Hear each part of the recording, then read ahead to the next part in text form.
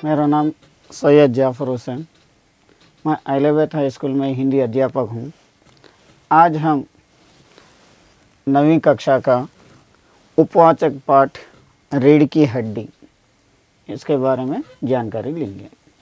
इसके लेखक है जगदीश चंद्र माथुर। ये कहानी क्या है, अब अपन इसके बारे में चर्चा करेंगे, देखेंगे। ये एक नाटक के रूप में एक कहानी उपवाचक बनी हुई है। मामूली तरह से सजा हुआ एक कमरा, अंदर के दरवाजे से आते हुए जिन महाशय के पीठ नजर आ रही है वे अधेड़ उम्र के मालूम होते हैं। एक तख्त को पकड़े हुए पीछे की ओर चलते चलते कमरे में आते हैं। तख्त का दूसरा सिरा उनके नौकर ने पकड़ रखा है। एक सजा हुआ कमरा है, अंदर दरवाजे से एक आदमी अंदर आ रहा, सिर्फ पीठ नजर आ रही थी। उन्होंने एक अधेड़ यानी एक बुढ़ापे में है तो आदमी है मालूम हो रहा, एक तख्त पकड़ के पीछे से आ रहे हैं और चलते चलते कमरे में आते हैं। और दूसरे तरफ तख्त के दूसरे तरफ एक नौकर पकड़े हुआ है। बाबू अबे धीरे धीरे चल, अब तख्त को उधर मोड़ दे, उधर बस बस। यानी ये महाशय नौकर से बोल रहे हैं, अबे धीरे धीरे चलते हुए आ, अब वो तख्त है ना उधर मोड़ दें, अब बस बस उतना मोड़ के रख दो। नौकर बिछा दूं साहब? ठीक है मोड़ दिए, सब हो गया, अब बिछा दूं क्या?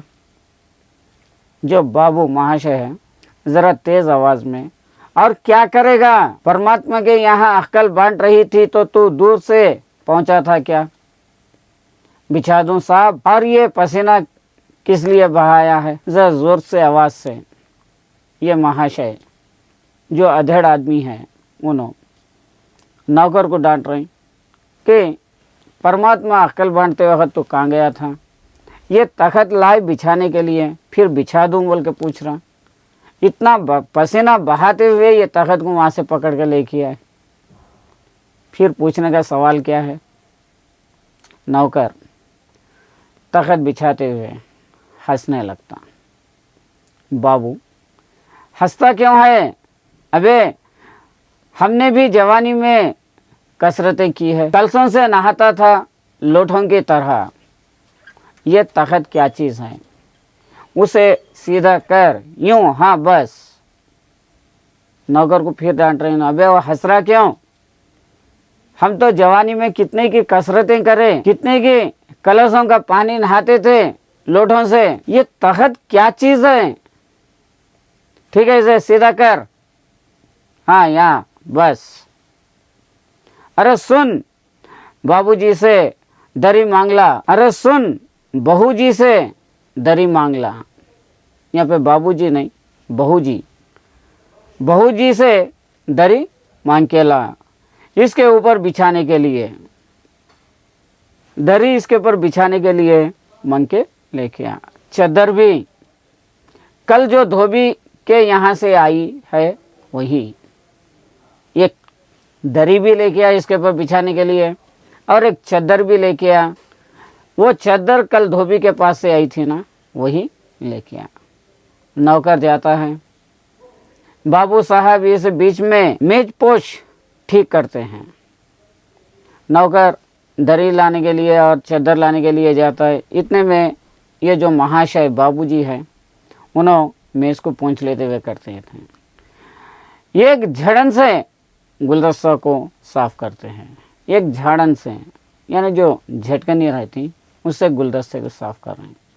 कुर्सियों पर भी 2-4 हाथ लगाते हैं, ये झटकनी से कुर्सियों को भी जरा झटकते हैं। सहसा घर की मालकिन प्रेमा आती है। अब क्या है, घर की मालकिन जो प्रेमा है उन्होंने आती हैं। गंदुमी रंग, छोटा कद, चेहरा और आवाज से जाहिर होता है कि किसी काम में बहुत व्यस्त है। इन्हों क्या है, गेंदुमी रंग की है, छोटा सा कद है और चेहरा, और इनकी आवाज़ ऐसा मालूम हो रही कि इन्हों कुछ काम में व्यस्त थे, इनको खामखा के बुला रहे हैं।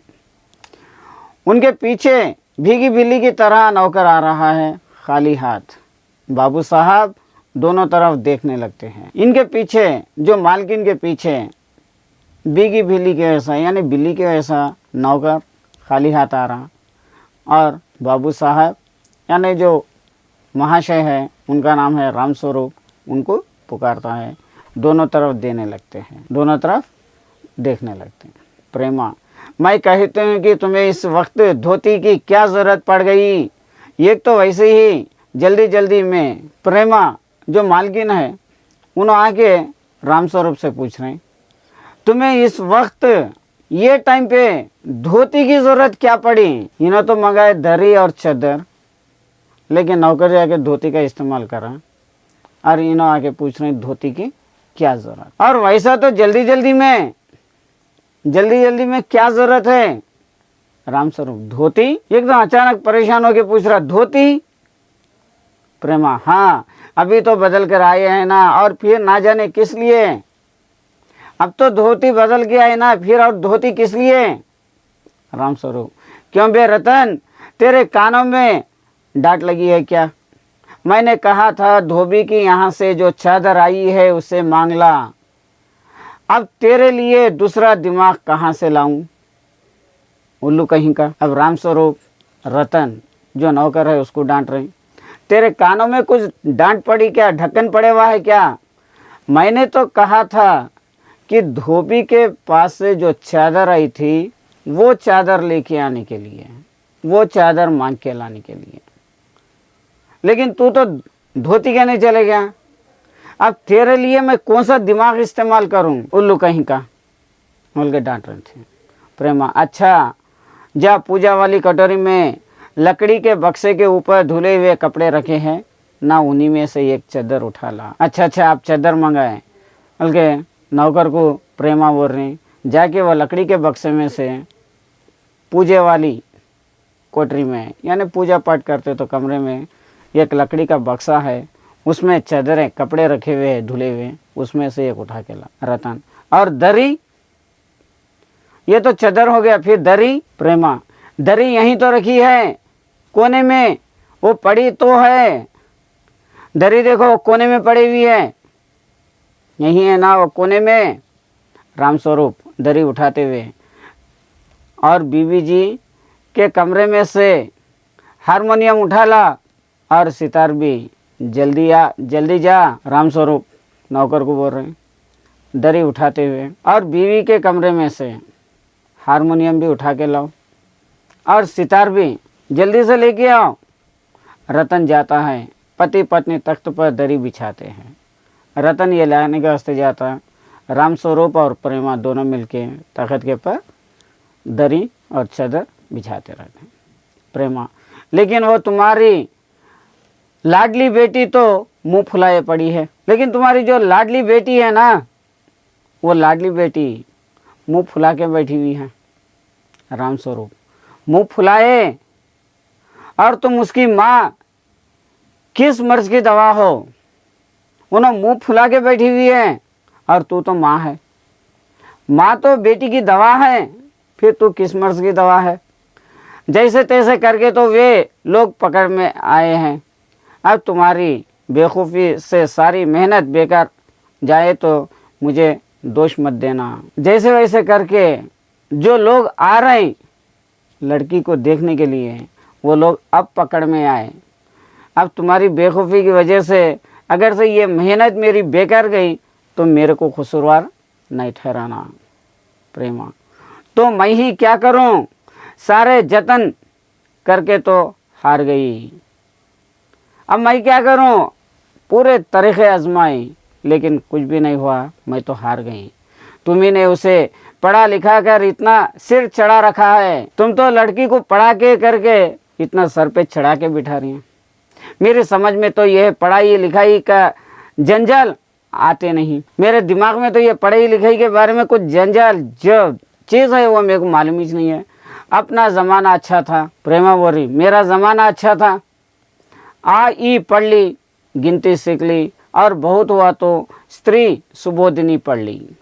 हमारे ज़माने में आ ई पढ़ लिए थे और थोड़े बहुत गिनती सीख लिए थे, उसके साथ और ज़्यादा से ज़्यादा बोले तो स्त्री सुबोधिनी ये पढ़ लिए थे।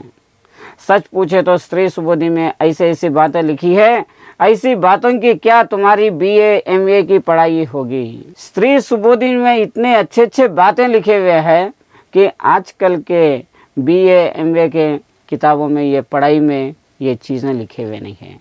और आजकल के तो लक्षण ही अनोखे हैं। आजकल के जो लक्षण है वो अलग है, पहले भी अच्छा था। रामस्वरूप ग्रामोफोन बजा होता है ना, रामस्वरूप ग्रामोफोन जो फ़ोन है वो बजा होता है ना।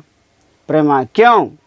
रामस्वरूप दो तरह का होता है, एक तो आदमी का बनाया हुआ, उसे एक बार चला कर जब चाहे तब रोक ले, और दूसरा परमात्मा का बनाया हुआ रिकॉर्ड एक बार चढ़ा तो रुकने का नाम ही नहीं। जो ग्रामोफोन होते हैं दो तरीके के होते हैं, एक इंसान बनाया तो है, दूसरा भगवान बनाया तो परमात्मा भगवान बनाया तो है। इंसान बनाया तो ग्रामोफोन अपन कभी भी हो तो उसे रोक ले सकते फिर चालू कर ले सकते, लेकिन जो भगवान परमात्मा बनाया तो रिकॉर्ड है वो एक बार अगर से चढ़ गया तो वो रुकने वाला नहीं है, हमेशा चालू है। प्रेम हटो भी, तुम्हें टटोली ही सुस्ती रहती है, ये तो होता नहीं कि उस अपनी उमा को रहा पर लाने। अब देर ही कितनी रही है उन लोगों के आने में। प्रेमा बोल रही हटो हटो, और थोड़े चुटकुलियाँ मारने के लिए आपको कुछ समझ रहा नहीं। ये तो होता नहीं कि अपनी बेटी प्रेमा को समझाने के लिए, अब वो लोग आने के लिए कितनी भी देर नहीं है, जल्दी से जल्दी उन लोग आ जाएंगे। रामस्वरूप तो हुआ क्या? रामस्वरूप पूछ रहे क्या हुआ? प्रेमा तुम्ही ने तो कहा था कि ज़रा ठीक ठीक करके नीचे लाना। आजकल तो लड़की कितनी ही सुंदर हो, बिना टिमटाम के भला कौन पूछता है। प्रेमा बोल रही रामस्वरूप से तुम्हें तो कहा था कि ठीक ठीक करके या टिक टाक करके उसे नीचे लाना। आजकल के लड़कियां कितनी भी खूबसूरत हो, बिना टिमटमाए उसे कौन पूछता है, यानी बगैर खूबसूरती के बगैर तैयार हुए उसे कौन पूछता है। इसी मारे मैंने तो पाउडर वाउडर उसके सामने रखा था, इसलिए उन्हें तैयार होने के लिए पाउडर वाउडर मैं उसके सामने रखी थी, पर उसे तो इस चीज़ों से ना जाने किस जन्म की नफरत है। लेकिन ये आपकी बेटी लाडली बेटी उमा को ये पाउडर को से कौन से जन्म से नफरत है ये मालूम नहीं हो रहा। मेरा कहना था कि आंचल में मुंह लपेट कर लेट गई, मैं ये पाउडर वीडर लेके जाके रखी तो वो नफ़रत से, वो चीज़ों से नफ़रत करती उन्होंने, इसलिए उन्होंने मेरे आंचल में मुंह लपट कर हट गई। भाई मैं बाज आई तुम्हारी इस लड़की से, ये लड़की से, आपकी जो बेटी से, लाडली से मैं बहुत तंग आ गई।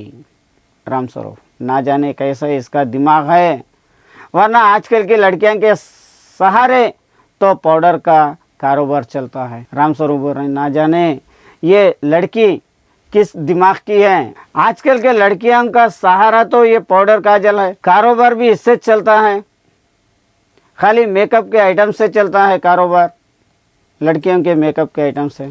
फिर ये लड़की कैसी है? प्रेमा अरे मैंने तो पहले ही कहा था एंट्रेंस ही पास करा देते हैं, मैं तो पहले ही ये कहा था कि उनको एंट्रेंस पास करा दे, लड़की अपने हाथ रहती और इतनी परेशानी ना उठाना पड़ती, पर तुमने तो ये लड़की अपने हाथ में रहती थी और इतनी परेशान ना करती थी, पर तुमने तो रामस्वरूप बात काट कर चुप चुप दरवाजे में झांकते हुए तुम्हें कहती अपनी ज़बान पर काबू नहीं है, तुम तो ये बातें कहती है, तुम्हारे ज़बान पे ज़रा काबू ला लो।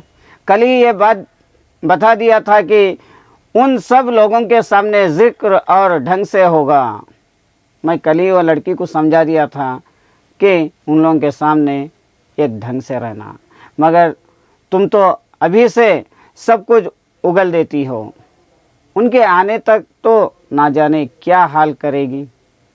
तुम तो उसके सामने सब उगल दे रही, अब उन लोग आने के बाद उसका हाल क्या करेंगे आप? बोल के रामस्वरूप प्रेमा से बोल रहे हैं। प्रेमा अच्छा बाबा मैं ना बोलूँगी, जैसी तुम्हारी मर्ज़ी हो करना, बस मुझे तो मेरा काम बता दो। प्रेमा राम स्वरूप से बोल रहे हैं, अच्छा अच्छा, मैं आपकी लाडली उमा को कुछ ना बोलूँगी, तुम्हारी मर्ज़ी, आप जो करना है वो कर दीजिए, बस मुझे तो मेरा काम बता दो क्या करना है। राम स्वरूप, तो उमा को जैसे ही हो तैयार कर लो, ना सही पाउडर वैसे कौन बुरी है। उमा जैसा तैयार हुई वैसा तैयार कर दो, और उसे पाउडर की भी ज़रूरत नहीं है, वो लड़की तो बहुत खूबसूरत है, सुंदर है। पान लाकर भेज देना उसे, और नाश्ता तो तैयार है ना, नाश्ता वो तो तैयार है ना। रतन का आना, आ गया रतन, इधर ला,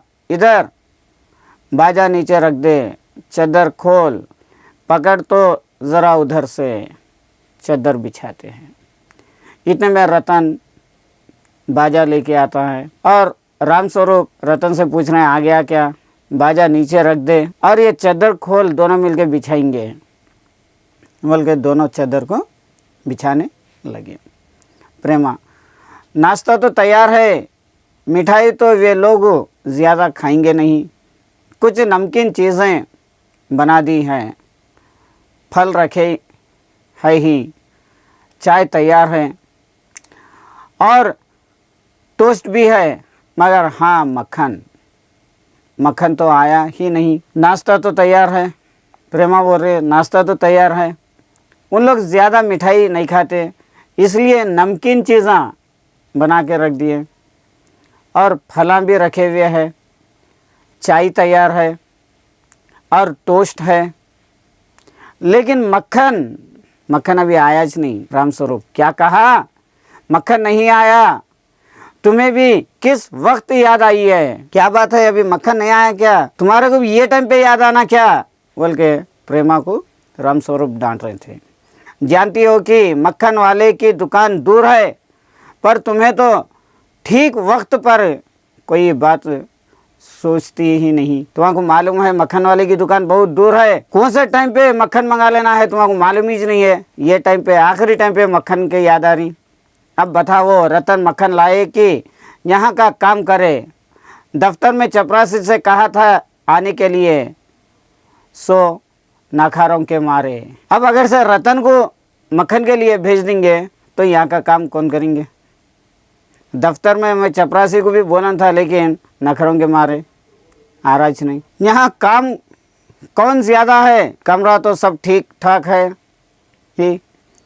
प्रेमा बोल रही राम स्वरूप से, अब यहाँ पे काम क्या ज़्यादा है बोल के, कमरा तो पूरा ठीक ठाक है, बाजा सितार आ ही गया, बाजा भी आया और सितार भी आया, नाश्ता यहाँ बराबर वाले कमरे में ट्रे में रखा हुआ है, नाश्ता भी एक कमरे में एक ट्रे में रख दिए, सो तुम्हें पकड़ा दूंगी, ये सब चीज़ें तुम्हारे पकड़ा देंगे, एक आध चीज़ खुद ले आना, एक आध चीज़ तुम ला लीजिए।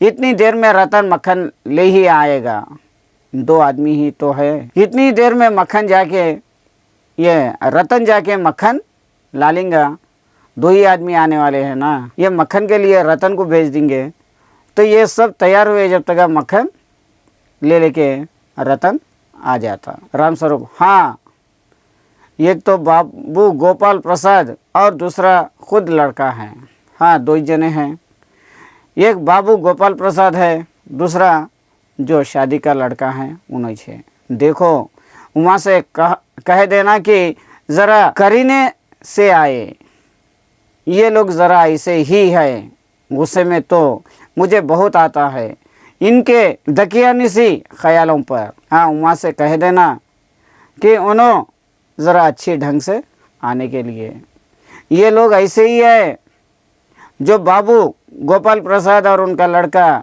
दोनों गुस्से वाले हैं, मुझे भी बहुत गुस्सा आता, लेकिन ये जो इन लोगों के ख्याल हैं वो ख्यालों से, खुद पढ़े लिखे हैं, वकील है, सभा सोसाइटियों में जाते हैं, मगर लड़की चाहते हैं ऐसी कि ज़्यादा पढ़ी लिखी ना हो। जो लोग आने वाले हैं उन लोग खूब पढ़े लिखे वाले हैं, जो गोपाल प्रसाद और उनका लड़का, और इन्हों खुद वकील है, सभा में सोसाइटियों में सब जगह घूमते हैं, लेकिन लड़की ऐसी चाहते हैं कि इन लोग ज़्यादा पढ़ी लिखी नहीं होना। प्रेमा, और लड़का राम स्वरूप बताया था तो तुम्हें, बाप शेर है तो लड़का सवा शेर। मैं तो ये चीज़ बता दिया कि बाप शेर है तो लड़का सवा शेर है।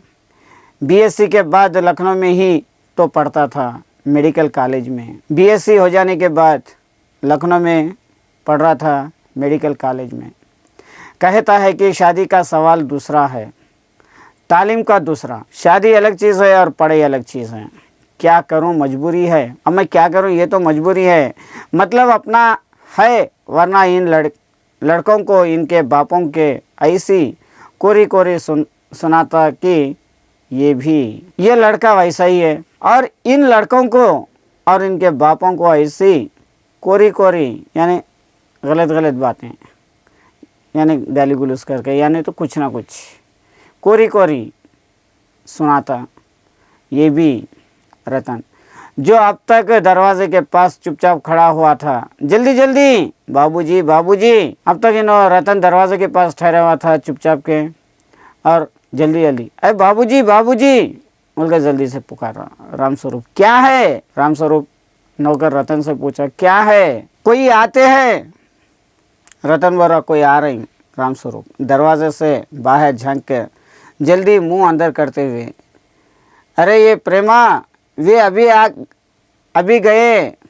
नौकर पर नाराज पड़ते ही, अरे तू यहीं खड़ा है बेवकूफ, गया नहीं मक्खन लाने? दरवाजे में से बाहर झांकते हुए रामस्वरूप और मुंह अंदर करके, अरे प्रेमा, यानी अपनी पत्नी को पुकार रहा, प्रेमा वे अभी गए। और नौकर के पर नज़र पड़ते हुए, अरे तू अभी नहीं गया क्या मक्खन लाने के लिए? बेवकूफ, गया नहीं मक्खन लाने के लिए, सब चौपट कर दिया।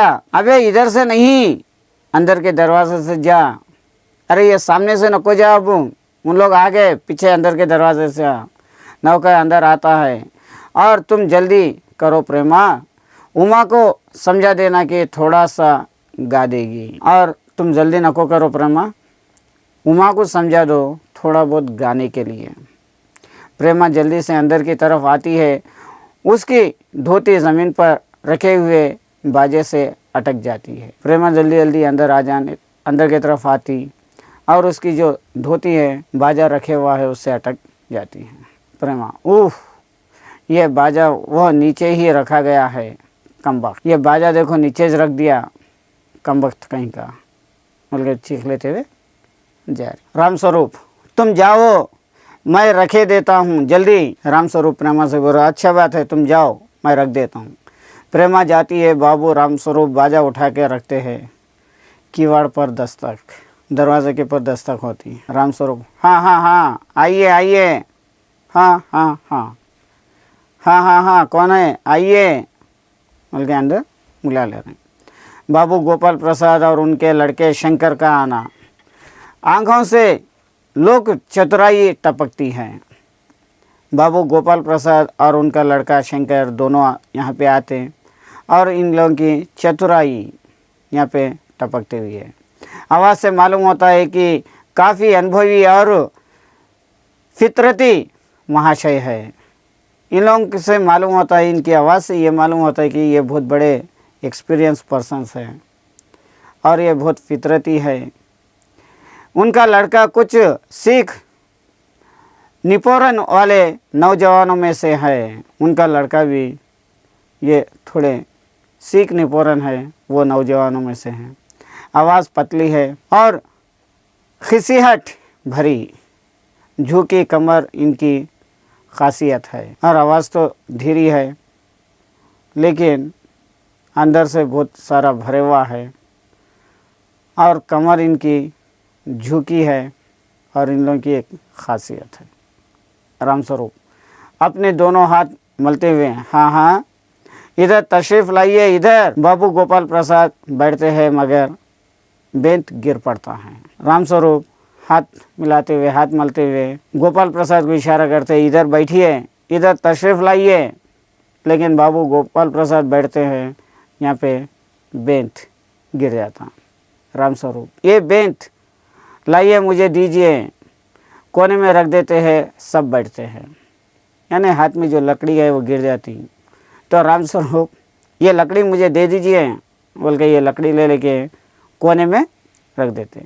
हाँ हाँ हाँ, मकान ढूंढने में तकलीफ़ तो नहीं हुई? हाँ आप बोलिए, मकान ढूंढने में तो आपको तकलीफ़ नहीं हुई है ना? गोपाल प्रसाद, खा कर नहीं, तांगे वाला जानता था और फिर हमें तो यहाँ आने ही था, रास्ता मिलता कैसे नहीं। तांगे वाला तो जानता था, पहचानता था और फिर हमें यहाँ तो आने का था, रास्ता क्यों नहीं मिलता? रामस्वरूप, हाँ हाँ हाँ, ये तो आपकी बड़ी मेहरबानी है, मैंने आपको तकलीफ़ तो दी, ये तो आपकी बहुत बड़ी मेहरबानी है, आपको तकलीफ़ तो कुछ नहीं है ना? गोपाल प्रसाद, अरे नहीं साहब, जैसा मेरा काम वैसा आपका काम। नहीं नहीं, कुछ तकलीफ़ नहीं हुई, जैसा मेरा काम है वैसा आपका काम है। आखिर लड़के की शादी तो करनी ही है, बल्कि यूँ कहिए कि मैंने आपके लिए ख़ास परेशानी कर दी। आखिर हम लोग लड़के वाले हैं, लड़के की शादी तो करना है, बल्कि आप लोगों के लिए मैंने कुछ परेशान कर दिया क्या? बल्कि गोपाल प्रसाद रामस्वरूप से पूछ रहे हैं। रामस्वरूप, हाँ हाँ, ये लीजिए, आप तो मुझे कांटों में घसीटने लगे, हम तो आपके हाँ हाँ सेवक ही है। ये लीजिए, आप तो मुझे कांटों में घसीट रहे हैं, आपका सेवा करना हमारा काम है। थोड़ी देर बाद लड़के की ओर मुखाबित होते हुए, और कहिए शंकर बाबू, कितने दिनों की छुट्टियां हैं? अब रामस्वरूप लड़के की तरफ देखते हुए लड़के को पूछ रहे हैं, शंकर बाबू कितने दिनों की छुट्टियां हैं? शंकर जी, कॉलेज की तो छुट्टियां नहीं है, वीकेंड में चला आया था। शंकर बाबू बोल रहे हैं, यानी लड़का, कॉलेज के तो छुट्टियां नहीं है, लेकिन वीकेंड है बोल के मैं चला आया। रामस्वरूप, आपके कोर्स ख़त्म होने में तो अब साल भर रहा होगा, आपका जो कोर्स है वो ख़त्म होने के लिए 1 साल लगता क्या? शंकर जी, यही कोई साल दो साल होंगे। रामस्वरूप, साल दो साल होते क्या? शंकर, हाँ हाँ जी, 1 साल की मार्जिन रखता हूँ। शंकर बोल रहे हैं, हाँ 1 साल का तो एक मार्जिन रख ले तो वे रहता मैं। गोपाल प्रसाद, बात यही कि शंकर 1 साल बीमार हो गया था, क्या बताएं, इन लोगों की इस उम्र में सारी बीमारियां सताती हैं। गोपाल प्रसाद बोल रहे हैं, बात यह है कि जो शंकर यानी लड़का 1 साल बीमार हो गया था, क्या बताऊं मैं, इन लोगों को इस उम्र में सारी बीमारियां सताते। एक हमारा ज़माना था कि स्कूल से आकर दर्जनों कचौड़ियाँ उड़ा जाते थे, मगर फिर जो खाना खाने बैठते थे वैसे ही भूख। हम स्कूल से आने के बाद कितने 1-1 डजन कचौड़ियाँ खा लेते थे, फिर खाने के लिए बैठे तो फिर अपनी भूख अपने को रहती थी, फिर खाने के लिए बैठ जाते थे। रामस्वरूप, कचौड़ियाँ भी तो उस ज़माने में पैसे की 2 आती थी। रामस्वरूप बोल रहे हैं, वो ज़माने में पैसे के 2 आते थे कचौड़ियाँ। गोपाल प्रसाद, जनाब ये हाल था कि 4 पैसे में ढेर सी भलाई आती थी और अकेले 2 आने की हजम करने की ताकत थी। अकेले जनाब, हमारा ये हाल था कि पैसे में ढेर सी मलाई भी आती थी, अकेले में 2 आने की हजम कर देते थे, उतनी ताकत थी अकेले में। और जब तो बहुत तेरे खेल वगैरह भी होते हैं, जब तो बहुत सारे खेला भी रहते थे स्कूल में, तब ना कोई वॉलीबॉल जानता था, ना टेनिस, ना बैडमिंटन। जब वो ज़माने स्कूल के ज़माने में ना कोई वॉलीबॉल जानते थे, ना फुटबॉल जानते थे, ना टेनिस, ना बैडमिंटन। बस कभी हॉकी या क्रिकेट कुछ लोग खेला करते थे, कुछ लोग खेल लेते थे हॉकी या क्रिकेट। मगर मजाल की कोई कहा जाए कि यह लड़का कमज़ोर है, लेकिन कोई भी ये नहीं बोलते थे कि यह लड़का कमज़ोर है। शंकर और रामस्वरूप शीशों निपटते हुए, शंकर और रामस्वरूप दोनों बातचीत करते। रामस्वरूप, जी हाँ, उस ज़माने की बात ही दूसरी थी। हाँ जी हाँ, वो ज़माने की जो बात है वो तो दूसरी है, वो ज़माने में हर कुछ होता था।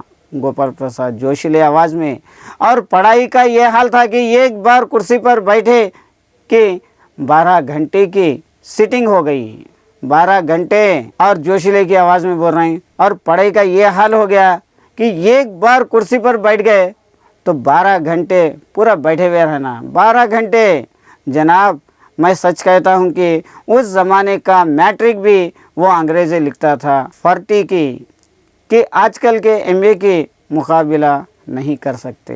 वो ज़माने में जो मैट्रिक का आदमी था, मैट्रिक पढ़े लिखे वाला था, वो भी अंग्रेज़ी में लिखता था, लेकिन आजकल के एमबीए के भी वो मुकाबला नहीं कर सकते। रामस्वरूप, जी हाँ, ये तो ही है, जी हाँ, ये तो है। गोपाल प्रसाद, माफ़ कीजिए बाबू रामस्वरूप, उस ज़माने की जब याद आती है अपने को जब्त करना मुश्किल हो जाता है। माफ़ कीजिए बाबू रामस्वरूप, उस ज़माने की अगर से याद आ गई तो खुल के बातचीत करना दिल बोलता, वो ज़माना पूरा याद आ जाता, उसे मुश्किल से जब्त करना पड़ता। रामस्वरूप, हाँ, जी हाँ, वो तो रंगीन ज़माना था, रंगीन ज़माना। हाँ, वो तो रंगीन ज़माना था। शंकर भी ही करता हुआ, शंकर भी हंसते हुए। गोपाल प्रसाद एक साथ अपनी आवाज़ और तरीक़ा बदलते हुए, अच्छा तो साहब बिजनेस की बातचीत हो जाए। गोपाल प्रसाद एक साथ आवाज़ बदलते हुए, अपना तरीक़ा बदलते हुए, अच्छा ये सब छोड़ दो साहब, अब बिजनेस की बातचीत करेंगे। रामस्वरूप चौंक कर, बिजनेस? रामस्वरूप एकदम चौंक के बोल रहा, बिजनेस? बीज समझ कर, ओ अच्छा, लेकिन ज़रा नाश्ता तो कर लीजिए। अच्छा, बाद में बातचीत करेंगे, पहले तो नाश्ता कर लीजिए। गोपाल प्रसाद, ये सब आप क्या तकलीफ़ करते हैं? गोपाल प्रसाद बोल रहे हैं, ये सब आप क्यों तकलीफ़ दे रहे हैं? रामस्वरूप, हाँ, तकलीफ़ किस बात का?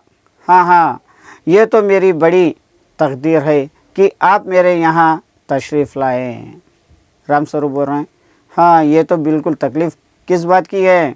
ये तो मेरी बहुत बड़ी तकदीर है, आप मेरे घर आए हैं, वरना मैं किसी काबिल हूँ, वरना मैं किस काबिल का हूँ?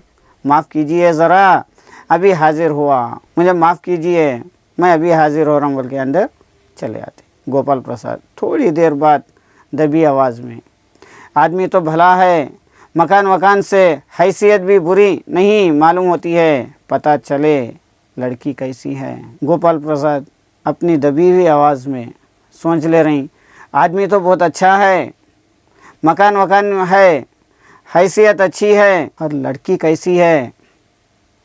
शंकर, जी कुछ खांस कर इधर उधर देखता है। शंकर के उसका जवाब देता है, जी बोल के खांस के उधर इधर देखता है। गोपाल प्रसाद, क्यों, क्या हुआ? गोपाल प्रसाद शंकर से पूछ रहे, क्यों, क्या हुआ? शंकर, कुछ नहीं। शंकर बोल रहा, कुछ नहीं है। गोपाल प्रसाद, झुककर क्यों बैठते हो? ब्याह तय करने आए हैं, कमर सीधी करके बैठो। गोपाल प्रसाद शंकर को बोल रहे हैं, शादी के लिए आए हुए हैं, कमर सीधी करके बैठो, कमर क्यों झुका के बैठे हुए हैं? तुम्हारे दोस्त ठीक कहते हैं कि शंकर की, आपके दोस्त इसलिए बोलते थे कि शंकर बैकबोन। इतने में बाबू रामस्वरूप आते हैं, हाथ में चाय का ट्रे लिए हुए मेज़ पर रखते हैं। रामस्वरूप चाय का ट्रे लेके आके मेज़ के ऊपर रख देते हैं। रामस्वरूप और ये गोपाल प्रसाद, रामस्वरूप और शंकर तीनों बैठ जाते हैं। गोपाल प्रसाद, आखिर आप माने नहीं? गोपाल प्रसाद रामस्वरूप से पूछ रहे हैं, बोल रहे हैं कि आप माने ही नहीं, आखिरकार पूरा नाश्ता हो ये पूरा तैयार करके लाए। रामस्वरूप चाय प्याले में डालते हुए, हाँ, आपको विलायती चाय पसंद है या हिंदुस्तानी? रामस्वरूप चाय प्याले में डालते हुए उनसे पूछ रहे हैं, आपको बाहर की चाय यानी विलायत की चाय पसंद है या हिंदुस्तान की चाय पसंद है? गोपाल प्रसाद, नहीं साहब, मुझे आधा दूध और आधी चाय दीजिए, मुझे आधी प्याली दूध आधी प्याली चाय दीजिए, और ज़रा चीनी ज़्यादा डालिएगा, और ज़रा उसमें शक्कर ज़्यादा डाल दीजिए। मुझे तो भाई या नया फैशन पसंद नहीं, मुझे ये नया फैशन कुछ पसंद नहीं है। एक तो वैसे ही चाय में पानी काफ़ी होता है, और फिर चीनी भी नाम के लिए डाली जाए तो जायका क्या रहेगा? चाय में तो पानी ज़्यादा रहता है और शक्कर कम डाले तो उसका मज़ा क्या रहेगा? रामस्वरूप, हाँ, कहते तो आप सही हैं। रामस्वरूप बोल रहे हैं, जी हाँ, आप तो सही बोल रहे हैं। शंकर खांस कर, सुना है सरकार अब ज़्यादा चीनी लेने वालों पर टैक्स लगाएगी। शंकर बोल रहे हैं, अब सुना है कि सरकार गवर्नमेंट से आर्डर्स निकलने वाला है, चीनी शक्कर ज़्यादा लेने वालों के ऊपर टैक्स लगेगा। गोपाल प्रसाद चाय पीते हुए, सरकार जो चाहे सो कर ले, पर अगर आमदनी करनी है तो सरकार को बस एक ही टैक्स लगाना चाहिए। चाय पीते हुए गोपाल प्रसाद बोल रहे हैं, सरकार जो भी कर ले, सरकार को आमदनी होना है तो कुछ ना कुछ एक टैक्स लगाना ही है। रामस्वरूप शंकर के प्याले पकड़ते हुए, वो क्या, उन्हें पूछ रहे हैं वो क्या चीज़ है। गोपाल प्रसाद, खूबसूरती पर टैक्स। रामस्वरूप और शंकर हंस पड़ते हैं और गोपाल प्रसाद बोल रहे हैं खूबसूरती के ऊपर भी टैक्स लगने वाला है। तो रामस्वरूप और शंकर दोनों हंसने लगते हैं। मजाक नहीं साहब, ये ऐसा टैक्स है जनाब कि देने वाले चूं भी ना करेंगे। ये ऐसा टैक्स है देने के लिए कोई भी कुछ भी नहीं बोलेंगे। बस शर्त ये है कि हर एक औरत पर ये छोड़ दिया जाए कि वो अपनी खूबसूरती के स्टैंड को माफिक अपने ऊपर टैक्स तय कर ले। फिर देखिए सरकार की वैसी आमदनी बढ़ती है। लेकिन शर्त यह है कि हर एक औरत उनके ऊपर छोड़ दिया जा रहा कि उनकी खूबसूरती और उनके स्टैंड के उनके खूबसूरती के मुताबिक उन लोगों के ऊपर टैक्स लगा दिया जाएगा। फिर सरकार को देखिए कितनी आमदनी बढ़ती है। रामस्वरूप ज़ोर से हंसते हुए, वाह वाह, खूब सोचिए अपने बखाई, आजकल ये खूबसूरती का सवाल भी बेदड़ हो गया है। आप तो बहुत अच्छा सोचे, आजकल ये खूबसूरती का भी सवाल बहुत बेदड़ हो गया। हम लोगों के ज़माने में तो ये कभी उठा भी नहीं था। तस्तरी गोपाल प्रसाद की तरफ बढ़ाते हुए, लीजिए, हम लोगों के ज़माने में ये खूबसूरती का जिक्र ही नहीं था, अब तो खूबसूरती के ऊपर भी टैक्स।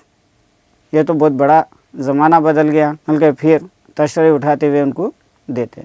गोपाल प्रसाद समोसे उठाते हुए, कभी नहीं साहब, कभी नहीं। गोपाल प्रसाद समोसे खाते हुए, नहीं नहीं, कभी नहीं हुआ ऐसा, कभी नहीं हुआ था। रामस्वरूप, आपका क्या ख्याल है शंकर बाबू? शंकर बाबू से पूछ रहे हैं आपका ख्याल क्या है ये खूबसूरती के बारे में। शंकर पूछ रहे हैं किस मामले में, आप किस मामले में पूछना चाह रहे हैं? रामस्वरूप, यही कि शादी तय करने में खूबसूरती का हिस्सा कितना होना चाहिए। जो शादी तय होने वाली है उसमें खूबसूरती कितनी होना चाहिए? टैक्स के बराबर होना है, टैक्स से कम होना है, या ज़्यादा टैक्स वाली होना है या कम टैक्स वाली होना है? गोपाल प्रसाद बीच में ही, ये बात दूसरी है बाबू रामस्वरूप, मैंने आपसे पहले भी कहा था लड़की का खूबसूरती होना निहायत ज़रूरी है। ये बात तो दूसरी है। मैंने पहले आपसे बोला था कि लड़की बहुत खूबसूरती होना है, कैसे भी हो, चाहे पाउडर वगैरह लगाए चाहे वैसे ही, चाहे वो लड़की पाउडर वगैरह लगा दो या नहीं तो वैसे ही रहने दो। बात यह है कि हम आप मान भी जाएं, मगर घर की औरतें तो राज़ी नहीं होती। आपकी लड़की तो ठीक है, अपन कितनी भी बातचीत कर लो, कितना भी मान लो, लेकिन घर की औरतें ये चीज़ के लिए नहीं मानते। इसलिए आपकी लड़की खूबसूरत है या नहीं है? रामस्वरूप, जी हाँ, वो तो अभी आप देख लीजिए। हाँ, अभी आप देख लीजिए क्या है तुम। गोपाल प्रसाद, देखना क्या, जब आपसे इतनी बातचीत हो चुकी है तो तब यह रस्म ही समझिए। देखना क्या है, आपसे इतनी बातचीत हो जाने के बाद आप रस्म कर देंगे। रामस्वरूप, हाँ हाँ, ये तो आपका मेरे ऊपर भारी एहसान है। रामस्वरूप बोल रहे हैं, हाँ, ये तो मेरे ऊपर आपका बहुत बड़ा एहसान है। गोपाल प्रसाद, और जायजा तो मिल ही गया होगा, और इनका जन्म पत्र जो है वो भी मिल गया होगा। रामस्वरूप, जी, जयचे का मिलना क्या मुश्किल बात है, ठाकुर जी के चरणों में रख दिया। ये जन्म पत्र मिलना कुछ मुश्किल की बात नहीं है, ये तो ठाकुर के हाथों में रख दिया मैं, बस खुद ब खुद मिल जाएगा। अब ठाकुर के हाथों में दे देने के बाद कैसा भी मिल जाता। गोपाल प्रसाद, ये ठीक कहा आपने, बिल्कुल ठीक, लेकिन हाँ, ये जो मेरे कानों में भनक पड़ी है ये तो गलत है ना। हाँ, जो मेरे को जो थोड़ी सी मालूमात हुई है ये तो गलत है क्या? रामस्वरूप चौंक कर, क्या? रामस्वरूप चौंक गए और पूछे क्या? गोपाल प्रसाद, ये पढ़ाई लिखाई के बारे में, ये पढ़ाई लिखाई के बारे में। जी हाँ, सब बात है साहब, हमें ज़्यादा पढ़ी लिखी लड़की नहीं चाहिए। हमारे को ये तो बात होना है कि हमारे को ज़्यादा पढ़ी लिखी लड़की नहीं होना है। मेम साहब तो रखनी नहीं, कौन भुगतेगा उनके नखरों को। मेम साहब तो रखनी नहीं है और इन लोगों के नखरों को कौन भुगतते हुए रहते। बस हद से हद मैट्रिक पास होनी चाहिए। क्यों शंकर, ज़्यादा से ज़्यादा 10th क्लास पास हुई तो बस है। क्या बोलते हैं शंकर बेटा, बोल के शंकर को पूछ रहे हैं। शंकर जी हाँ, कोई नौकरी तो करनी नहीं, उनको तो कोई नौकरी करने का नहीं है ना। जी आप बोल रहे हैं, सही है राम स्वरूप, नौकरी का तो कोई सवाल ही नहीं उठता। राम स्वरूप बोल रहे हैं नौकरी का तो कोई सवाल ही नहीं है। गोपाल प्रसाद, और क्या साहब, देखिए कुछ लोग मुझसे कहते हैं कि जब अपने आपने लड़कों को BA MA तक पढ़ाए हैं तब उनकी बहुएं भी ग्रेजुएट लीजिए। और क्या बाबू, सब लोग मुझसे बोलते रहते कि आपके लड़के BA MA सब पढ़े हुए हैं, आपके बहुआ भी ग्रेजुएट है तो कितना अच्छा।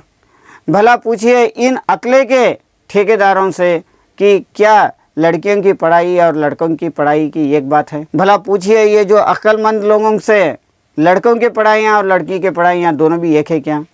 अरे मर्दों का काम होता है कि पढ़ना और काबिल होना, सिर्फ लड़कों का काम होता है पढ़ना और काबिल होना।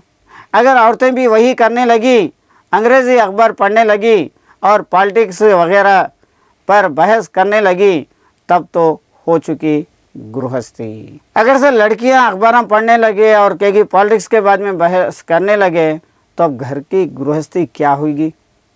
जनाब, मोर के पंख होते हैं मोरनी के नहीं, शेर के बाल होते हैं शेरनी को नहीं। मोर को पंख रहते लेकिन मोरनी को नहीं रहते, शेर को बाल रहते लेकिन शेरनी को बाल नहीं रहते।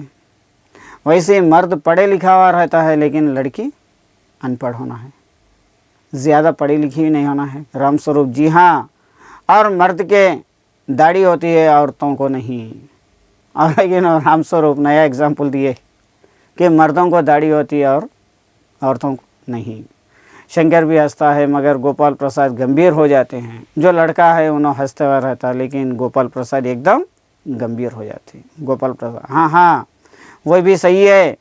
कहने का मतलब यह है कि कुछ बातें दुनिया में ऐसी है जो सिर्फ मर्दों के लिए है और ऊंची तालीम भी ऐसी चीज़ों में से एक है। हाँ आप बोल रहे हैं तो भी सही है, लेकिन इसका मतलब ये नहीं कि कुछ बातें दुनिया में ऐसे होते हैं कि सिर्फ वो मर्दों के लिए रहते। ऊंची तालीम मर्दों के लिए है, वो चीज़ों में से ये एक चीज़ है। राम स्वरूप, चाय लीजिए। राम स्वरूप शंकर से पूछ रहे हैं, बोल रहे हैं कि चाय लीजिए। शंकर, धन्यवाद, पी चुका। धन्यवाद, मैं चाय पी लिया। राम स्वरूप गोपाल प्रसाद से बोल रहे हैं, आप भी चाय लीजिए, आप भी चाय लीजिए। गोपाल प्रसाद, बस साहब अब तो ख़त्म ही कीजिए। गोपाल प्रसाद बोल रहे हैं, अब बस अब तो ख़त्म कीजिए। राम स्वरूप, आपने तो कुछ खाया ही नहीं, चाय के साथ टोस्ट नहीं थे, क्या बताएं वो मक्खन, आप तो कुछ भी नहीं खाए, चाय के साथ टोस्ट भी थे नहीं थे क्योंकि वो मक्खन नहीं आया। गोपाल प्रसाद, नाश्ते ही तो करना था साहब, कोई पेट तो भरना नहीं था और फिर टोस्ट वोस्ट भी खाता भी नहीं, मुझे सिर्फ नाश्ता करना था, पेट भर के खाने का नहीं था, और ये जो टोस्ट वगैरह है वो मैं खाता भी नहीं। राम स्वरूप, हाँ हाँ, मेज़ को एक तरफ सरका देते हैं, फिर अंदर से दरवाजे की तरफ मुँह कर ज़रा ज़ोर से, अरे ज़रा पानी भिजवा देना, सिगरेट मंगाऊं, इन तख्ते को ज़रा हटा दे के, तख्त को, मेज़ को, जो चाय बिस्किट रखे तो मेज़ को हटा दे के अंदर आवाज़ दे रहे हैं, ज़रा पानी ला लीजिए और ज़रा पान भी भिजवा देना। पान भी भिजा दिए। सिगरेट भी मंगाऊं? गोपाल प्रसाद, जी नहीं। पान की तश्तरी हाथों में लिए उमा आती है, सादगी के कपड़े गर्दन झुकी हुई, और पान की तश्तरी हाथों में लेते हुए उमा आती और उन्हें सादगी के कपड़े पहने हुए और गर्दन झुकी हुई, और गोपाल प्रसाद आंखें गड़कर और शंकर आंखें छिपाकर उसे ताक रहे हैं, और गोपाल प्रसाद क्या है, आंखें गाड़कर जब बाजू हटा के तिरछे देखते हुए, और शंकर भी छिपा के देख रहे हैं। राम स्वरूप, हाँ हाँ यही आपकी लड़की है, हाँ यही है आपकी लड़की, लाओ बेटी पान मुझे दो।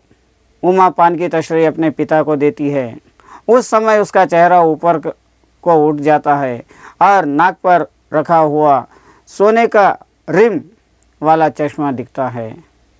बाप बेटे चौंक उठते हैं। उमा पान की तशरीह अपने पिता के हाथ में देते वो टाइम पे चेहरे के ऊपर चेहरा उठा था और नाक के ऊपर से सोने का रिम वाला चश्मा उड़ जाता और बाप बेटे दोनों एकदम उठ के देखते हैं। गोपाल प्रसाद और शंकर साथ चश्मा, ये दोनों एकदम चौकने होके पूछ रहे हैं चश्मा।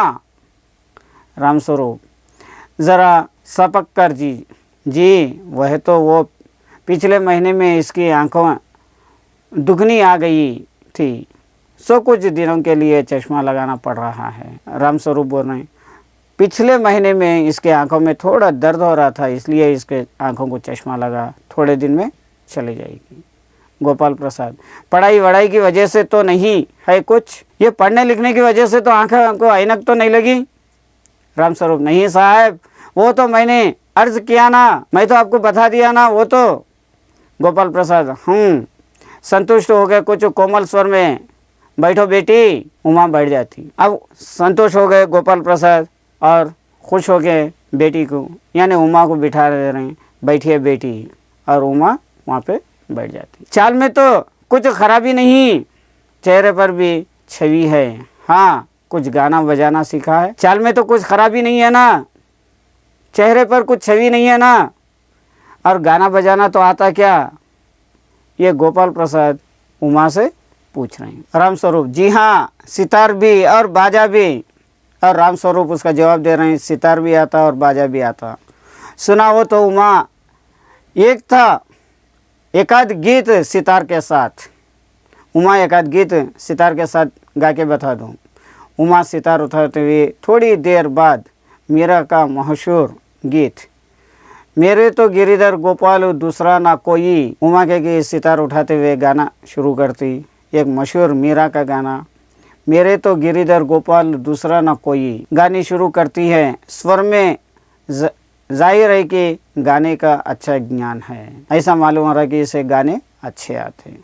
उसके स्वर में तल्लीनता आ जाती है, यहाँ तक कि उसका मस्तक उड़ जाता है। उसकी आंखों शंकर की झुमती सी आंखों में मिल जाती है और वह गाते गाते एक साथ रुक जाती है, और इसकी आंखें शंकर की आंखों से मिल जाते, यानी दोनों एक दूसरों को देखने लगते और गाते गाते एक साथ दोनों रुक जाती। उमा।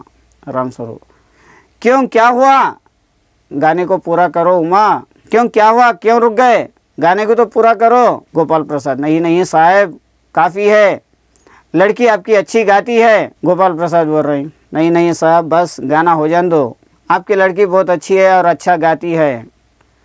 उमा क्या है, सितार बाजू रख दे के अंदर जाने जाती। गोपाल प्रसाद अभी ठहरो बेटी। गोपाल प्रसाद फिर लड़की को रोकना, अभी ठहरो बेटी। रामस्वरूप थोड़ा और बैठे रहो उमा। रामस्वरूप अपनी बेटी से बोल रहा और थोड़ा बैठे रहो।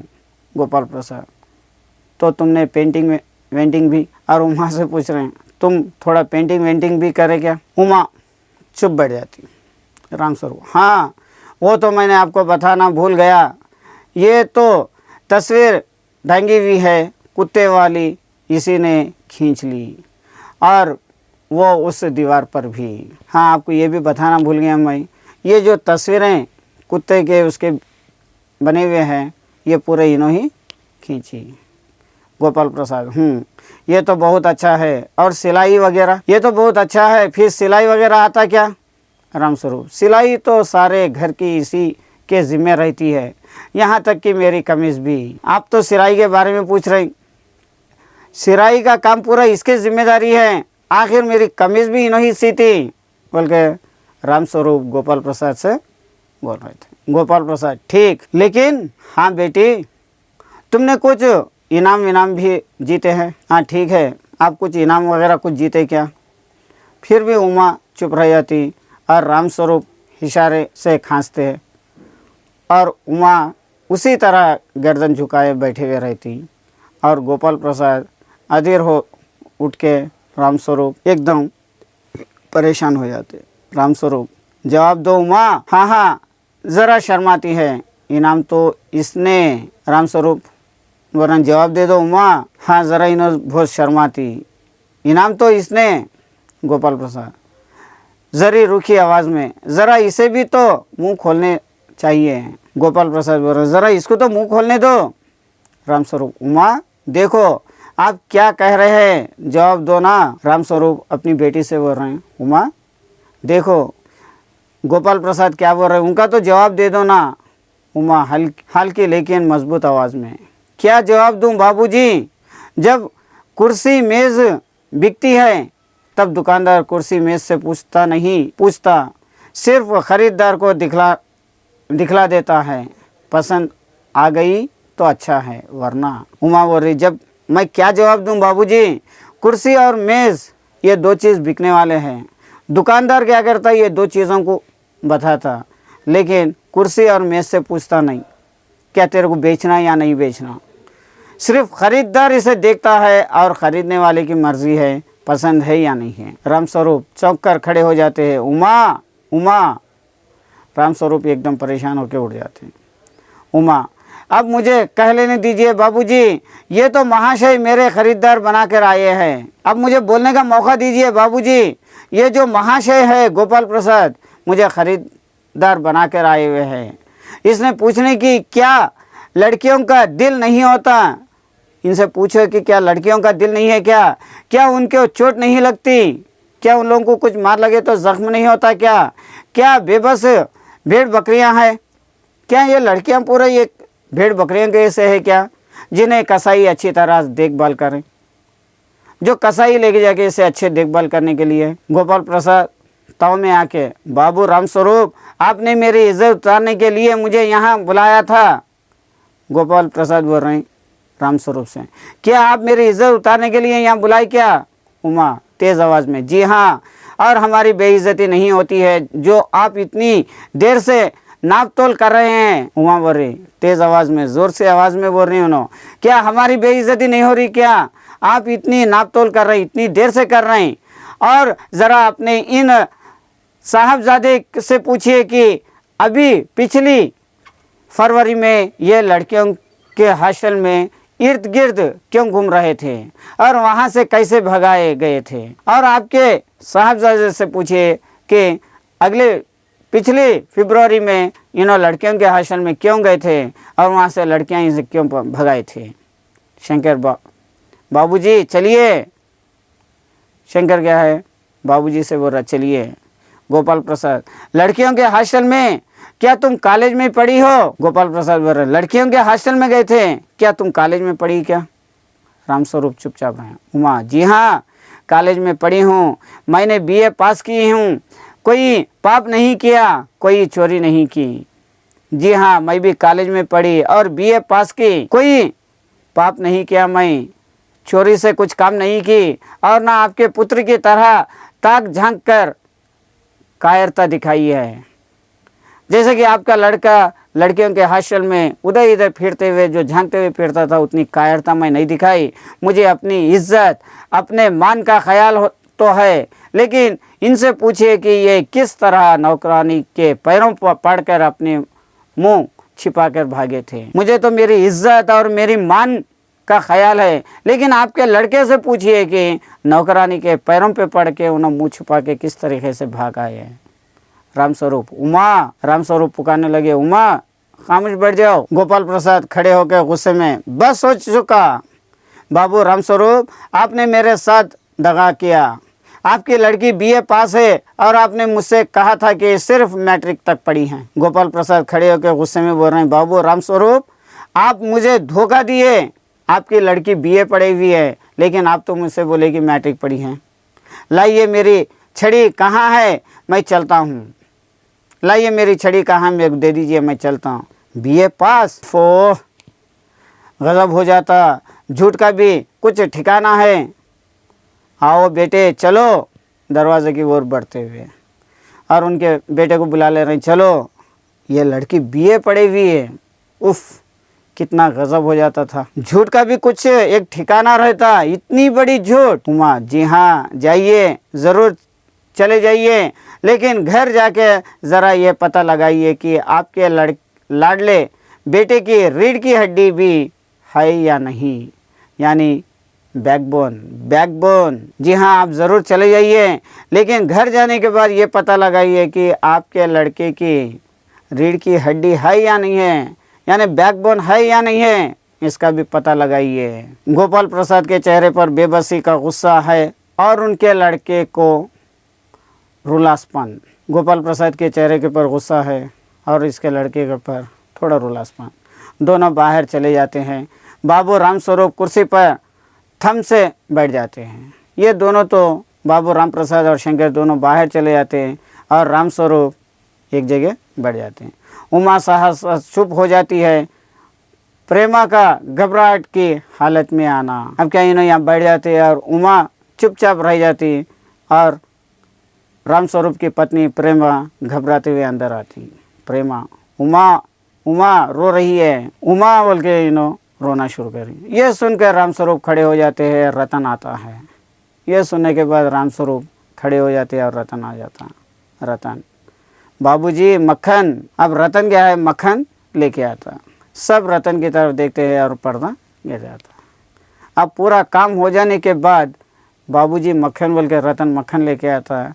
सब लोग ये रतन की तरफ देखते हैं। इतने में ये कहानी यहाँ पे हो जाती। यह था पाठ रीढ़ की हड्डी। आज के लिए ये पाठ यहाँ पे समाप्त।